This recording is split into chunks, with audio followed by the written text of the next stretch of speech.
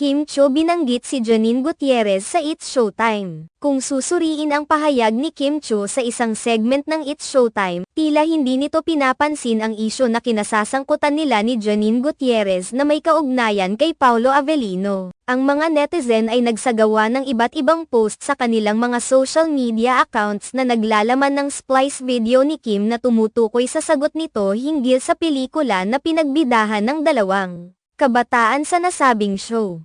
Pagkatapos ng eksena at pagsabi ng linya mula sa pelikula, matapos makakuha ng buzzer, mabilis na tinukoy ni Kim na ang nasabing eksena ay mula sa pelikulang Ngayon Kaya, na pinagbidahan ni Janine at Paolo Avellino. Sa kabila ng mga komento at opinyon ng mga tao sa social media, malinaw na wala nang pakialam si Kim sa usaping ito, at tila nagpatuloy lamang siya sa kanyang gawain sa It's Showtime. Ang mga netizen ay aktibong nagbahagi ng kanilang mga reaksyon at opinyon sa video na ito, subalit hindi nito pinagbibigyan ang paksa na tila hindi rin naman binibigyang pansin ni Kim. Ang mga detalye ng eksena at ang pagtalakay sa pelikula ay tila naging sentro ng pag-uusap sa social media, na nagbibigay diin sa mabilis na pag-usbong ng mga viral na isyu sa mga programang pang-telebisyon. Ang pagkakaroon ng mas maraming engagement mula sa mga netizen ay nagiging dahilan upang mapanatili ang ganitong uri ng diskusyon at pansin sa mga popular na personalidad.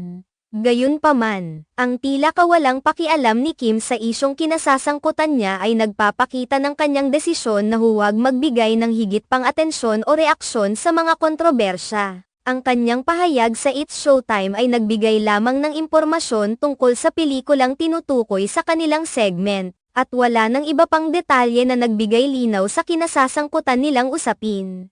Samantala, ang mga netizen ay patuloy na nagbabahagi ng kanilang mga opinyon tungkol sa video at sa sagot ni Kim, kaya't lumalabas na ang isyu ay patuloy na umaalab sa online na komunidad. Ang ganitong mga pangyayari ay nagiging bahagi ng mas malawak na diskurso sa social media, kung saan ang bawat detalye ay binibigyan ng pansin at pagmumuni-muni ng publiko.